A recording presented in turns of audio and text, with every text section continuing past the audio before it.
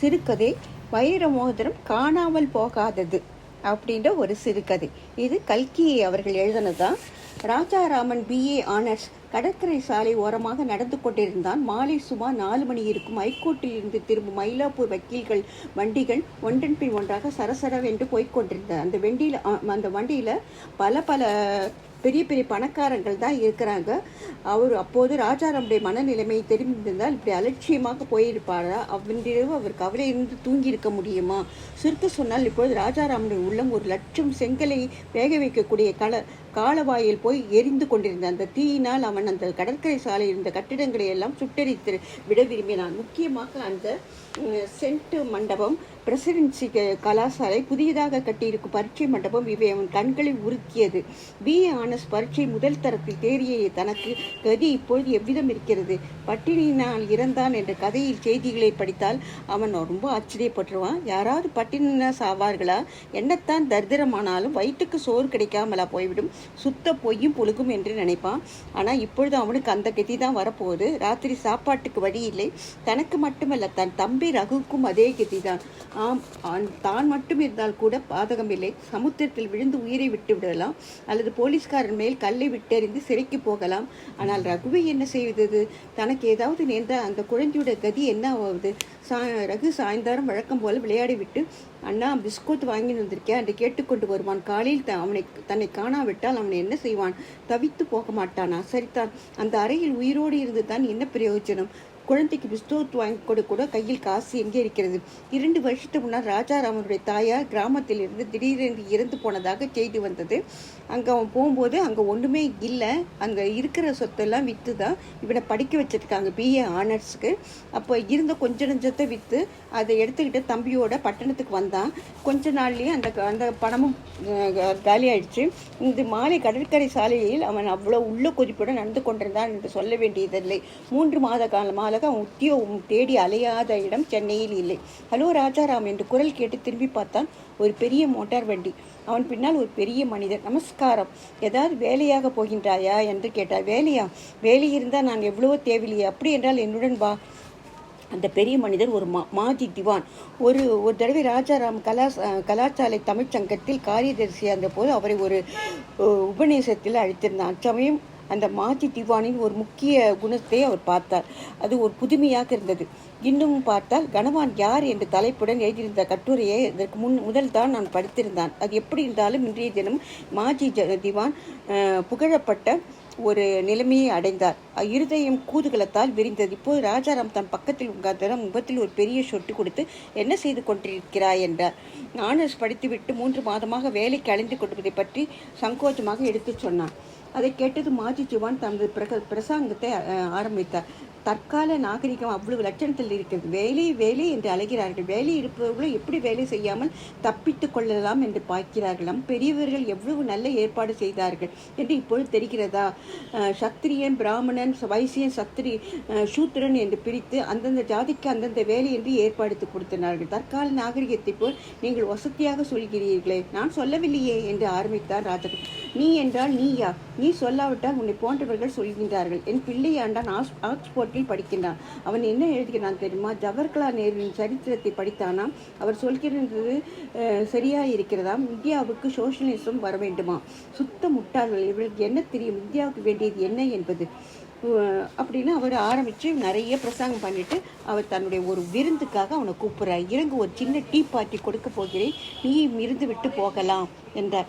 Police deputy commissioner Kabali அவர்கள் சமீபத்தில் ராவ் சாஹிப் பட்டத்தை அளிக்கப்பட்டதை முன்னிட்டு தன் மாஜி திவான் அந்த சிற்றுண்டியை விருந்தை ஏற்பாடு செய்திருக்காரு. அதுவும் பொறுக்கி எடுத்து ரொம்ப பெரிய பெரிய மனுஷங்களெல்லாம் கூப்பிட்டுருக்காரு. அவர் அண்ணனும் தங்கியுமாக முதல் ஒரு இளைஞனும் யுவதியும் இறங்கினார்கள். அவர் முக்கிய விருந்தினர் ராவ் சாஹிப் கபாலியின் மருமகளும் அவர்கள் பேர் பாலகோபால்.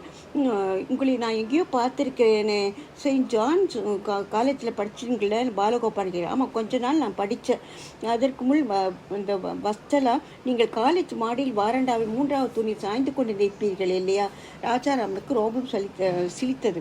இவ்வளோ நம்மளை கவனிச்சிட்டு இருக்காளான்னு நினைக்கிறாரு. சென்ற வருஷத்தில் முந்தைய வருஷம் கலாசாலை சேர்ந்து சில நாளுக்கெல்லாம் ஒரு நாள் ராஜாராமன் கலாசாலைக்கு சென்று விட்டார். மணி அடிக்கும் வரையில் மாடி தாழ்வாரத்தில் நின்று வேடிக்கை பார்த்து கொண்டிருந்தான். அண்ணனும் தங்கியுமாக இறங்க வேண்டும் என்று தெரிந்தது. இளைஞன் வண்டியில் இருந்து இறங்கினான். வண்டி அந்த யுவதியுடன் போய்விட்டது.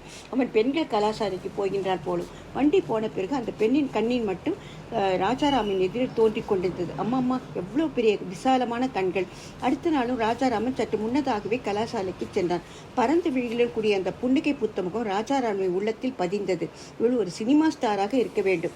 ராஜாராமன் மறுநாளும் அதே நேரத்தில் அதே இடத்தில் நின்றான். அந்த வண்டி அங்கே நின்றுவிட்டு திரும்பி சென்ற போது அந்த பெரிய கண்கள் ஒரு தடவை சுழன்று அவன் மீது ஒரு வீழ்ச்சி திகைக்க வைத்துவிட்டு மறுபடியும் பறந்தது.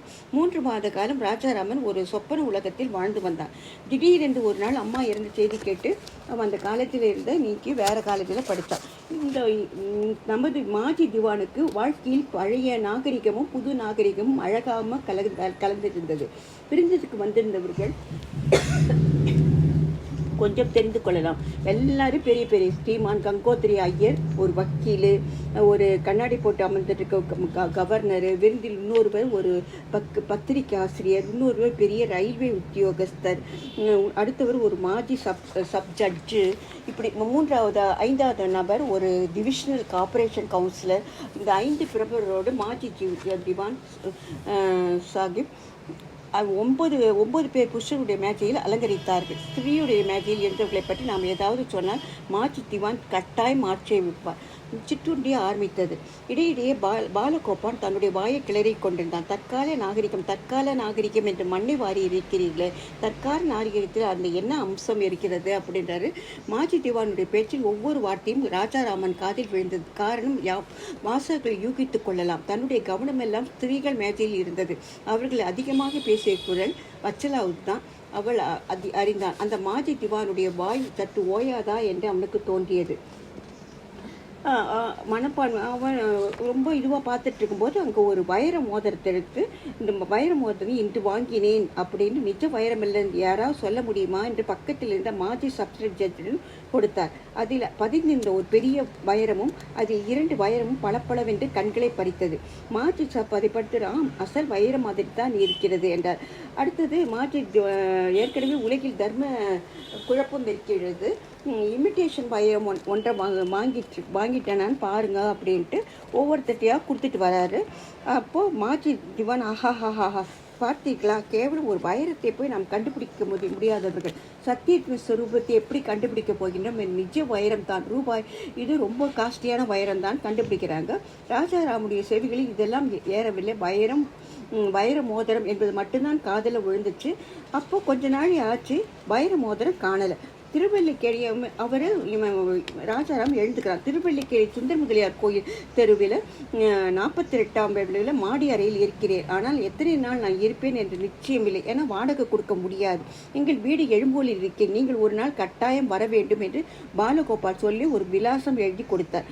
அப்பொழுது மாஜி திவான் ஏதோ பேசிக்கொண்டிருந்த போது மோதிரம் காணும். எல்லோரும் எங்கே எல்லோரும் கொஞ்சம் இருங்க, பாருங்கன்றாங்க. பெண்களை பார்க்க வேண்டாம், முதல்ல ஆண்களுடைய இதில் மேலே பார்க்கலாம், பேக்கெட்டில் பார்க்கலாம் அப்படின்ட்டு எல்லாரும் இது மேலே தட்டுறாங்க. அதுதான் சரி என்று எனக்கு ஆட்சேபமில்லை என்றார் வக்கீல். எல்லோரும் சம்மதத்துக்கு அறிகுறியாக முணுமுணுத்தார்கள். கபாலி ராஜாராமனுடைய முகத்தை பார்த்தார். அவன் முகத்தில் ஏற்பட்ட குழப்பத்தை கவனித்தார். திருடன் அகப்பட்டு விட்டான் என்று தீர்மானித்து கொண்டார். போலீஸ் இலாக்காவில் 30 வருஷம் இருந்து தலை நிறைத்து போன அவருக்கு இந்த திருட்டை கண்டுபிடிப்பது ஒரு பெருசு கிடையாது. கபாலி பாலகோபால் இந்த மாதிரி சந்தர்ப்பத்தில் கூடவா விளையாட்டு? துளிக்கூட நன்றாயில்லை. முதலில் சட்டை பைகளை உதறுவோம், அதில் அகப்படாவிட்டால் பிறகு ஏதோ தனி உரைக்கு போய் பூரண சோதனை செய்தலாம் அப்படின்றாங்க. கபாலி திருட்டு யார் சொன்னார்கள்? ஞாபகம் மருதியாக யாராவது சட்டை பையில் போட்டு கொண்டிருக்கலாம். அப்படி என்று மோதர் எப்படி மாயமாக மறந்துருக்கோம். ராஜாராமன் மட்டும் நின்றபடியே இருந்தார். மிஸ்டர் ராஜாராம், ஏன் நிற்கிறீர்கள்? அவசரமாக போக வேண்டும் என்றால் சட்டை உதறிவிட்டால் உடனே போகலாமே என்றான் கபாலி. ராஜாராமனுக்கு என்ன நேர்ந்து விட்டது? ஏன் அவன் தேம்புகின்றான்? ஒரு நிமிஷம் நின்று நான் மாட்டேன், நான் சட்டையை கழட்ட மாட்டேன். எனக்கு தெரியும் உங்கள் சமாச்சாரம். என்னை அவமானப்படுத்துகின்றீர்கள். நீங்கள் வேணால் போலீஸுக்கு சொல்லுங்க, நான் ஏழை அப்படின்னு அலறினான். கபாலி தொண்டையை கனைத்து கொண்டு, தம்பி பதறாதே, அதற்குள் ஆமாம் பதறாதே, உங்களுக்கு என்ன உபதேசம் செய்வதற்கு முடியாது, நான் இந்த அவமானத்துக்கு உட்பட மாட்டேன். ராம் சாஹிப் கபாலில் கடகடவென்று சிரித்தார். ஆனால் மற்றவர்களுக்கு ஆத்திரம் வந்தது. கிணறு வெட்ட பூதமாக கண்டவர்கள் நிலைமையை அவர்கள் அடைந்திருந்தார்கள். கபாலி மட்டும் தன் நிதானத்தை இழக்கவில்லை. வெளியில் கொஞ்ச நேரத்தில் நின்று கொண்ட ஆளை அவர் சமிக்கை செய்து கூப்பிட்டார். அருகில் வந்ததும் அவன் காதில் ஏதோ சொன்னார். மாமா, நீங்கள் என்ன சொல்கின்றீர்கள்? எனக்கு தெரியும். மிஸ்டர் ராஜாராமை பின்தொடர்ந்து போக சொல்கின்றீர்கள். ஆனால் அது தேவையில்லை. எல்லோரும் அவன் முகத்தை வியப்புடன் பார்த்து கொண்டிருக்கிறீர்கள். இதோ வைர மோதிரம் பத்திரமாக இருக்கிறது என்று எடுத்து காட்டினான் ஒரு வேலைக்காரன். மேஜையில் இருந்த காரா பூந்தி தட்டை இங்கே எடுத்து வைத்தான். காரா பூந்தி குவியலுக்குள் அந்த மோதிரம் இருந்துச்சு. அடடடா, அந்த பையனை போய் சந்தேகித்தோமே. சற்று நேரத்துக்கெல்லாம் பாலகோபாலும் வச்சலாவும் மாஜி திவானி பங்களாவுக்கு வெளியே வந்து தங்களுடைய காரில் ஏறிக்கொண்டார்கள். டிரைவர், திருவள்ளிக்கேணிக்கு போ என்றார் வச்சலா. திருவள்ளிக்கேணிக்கு அதற்காக என்றார் பாலகோபால், அவருடைய அண்ணன். அவரை பார்ப்பதற்காக. ஐயோ, ஏதோ விலாசம் சொன்னான், மறந்து விட்டது. என்ன? நீ மறந்து விட்டால் எனக்கு ஞாபகம் இருக்கிறது. சுந்தர முதலியார் தெரு 48ஆம் நம்பர். அவனுக்கு ஏன் இவ்வளவு கோபம் வந்தது? எனக்குத்தான் தெரியவில்லை. 10 நிமிஷத்துக்கெல்லாம் வண்டி மேற்படி ஏன்னா வைர மோதிரம் கிடச்சிருச்சு, அவனுக்கு ஏன் இவ்வளோ கோபம் வந்துச்சு அப்படின்ற இவங்களுக்கு சந்தேகம் வருது. மேலே சற்று விஸ்தாரமான சிறிய மாடி, அதன் பக்கத்தில் ஒரு சின்ன அறை. இவர் மெதுவாக நடந்து சென்று கதவாண்டை எட்டி பார்த்தார்கள். ராஜாராமன் தன்னுடைய கோட்டை கயற்றி தன் சட்டை பையிலிருந்து ஏதோ சாமான்கள் எடுத்து கொண்டிருந்தான். அது என்ன? மாஜி திவானுடைய விருந்தில் வைத்திருந்த பிஸ்கோத்து. அந்த மேஜை மீது வைத்துவிட்டு மறுபடியும் பையில் கையை விடுகிறான். இன்னொரு பிஸ்கோத்து. இம்மாதிரி 6 பிஸ்கோத்துக்கள் எடுத்து அடுக்கி வைக்கின்றான்.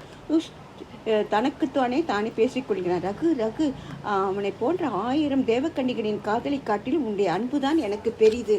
தன்னுடைய தம்பியை பார்த்து சொல்றான். இந்த காதில் விழுந்த போது வச்சலாவின் அழகிய கன்னங்கள் குடிந்தது.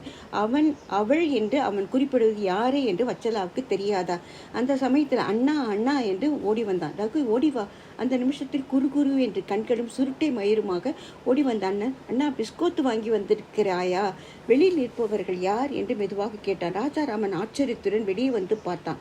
பாலகோபாலையும் வச்சலாவையும் கண்டது அவன் முதலில் கோபம் வந்தது. ஆனால் வச்சலாவின் புன்னகை பூத்த முகத்தையும் அவன் கண்களை பார்த்ததும் கோபம் மறைந்தது. அவனுடைய விலாசம் மறந்து போவதற்குள் வீட்டை கண்டுபிடித்து விடலாம் என்று வந்தோம் என்றான் பாலகோபால். இவ்வளவு தானா? திருட்டை கண்டுபிடிக்க வந்தீர்களாக்கும் என்று பார்த்தேன். வச்சலா சொன்னான். ஆமாம், திருட்டை கண்டுபிடிக்கத்தான் வந்தோம். ஆனால் மோதிரம் திருட இல்லை. மோதிரம் என்னிடம்தான் இருக்கிறது. காரா பூந்தி தட்டில் இருந்து அதை எடுத்து வைத்திருந்தேன். அதை காட்டியும் இந்த கிழங்கள் முகத்தில் அசடு தட்டியதை நீங்கள் பார்க்காமல் வந்துவிட்டீர்கள். ஆனால் நாங்கள் வந்தது வேறு திருட்டை கண்டுபிடிக்க. மேஜையில் இருந்த பிஸ்கோத்துகளில் 5 பிஸ்கோத்துக்களை காணும். ஒருவேளை இங்கே இருக்குமோ என்று வந்தோம். அடடா, இங்கே இருக்கே என்றாள் வச்சலா. இவ்வாறு சொல்லி ராஜாராமுடைய பதிலுக்கு இடம் கொடாமல் வச்சலா மேஜை அண்டை போய் அந்த பிஸ்டோல்களை கையில் எடுத்துக்கொண்டார். திகைத்து போய் நின்ற ரகுவை பலவந்தமாக பிடித்தெழுந்து அவன் வாயில் பிஸ்தோக்களை திணிக்க ஆரம்பித்தாள். அப்பொழுது பாலகோபால், சரி, இந்த ராஜாராமன் பிஸ்கோத்கள் மட்டும் திருடவில்லை, இந்த மகா அதிக பிரசங்கியான பெண்ணின் இருதயத்தை கூட திருடிவிட்டான் என்று எண்ணமிடலானான். இந்த முட்டாள் கல்யாணத்தை செய்து கொள்ளப் போகின்றானோ என்று ராஜாராமன் 300 காலம் நினைத்தான் அல்லவா? 6 மாதத்திற்கெல்லாம் வச்சலாவுக்கும் கல்யாணம் நடக்கத்தான் செய்தது. ஆனால் அவளை கல்யாணம் செய்து கொண்டவளை முட்டாள் என்பதற்காக ராஜாராமன் இப்போது ஒப்புக்கொள்வதில்லை. அவ்வளவு ஆத்ம நித்திரை செய்து கொள்வ யாருக்கு வரும்? தனக்குத்தானே தன்னை திட்டிக் கொள்ள யாருக்குத்தான் வரும்?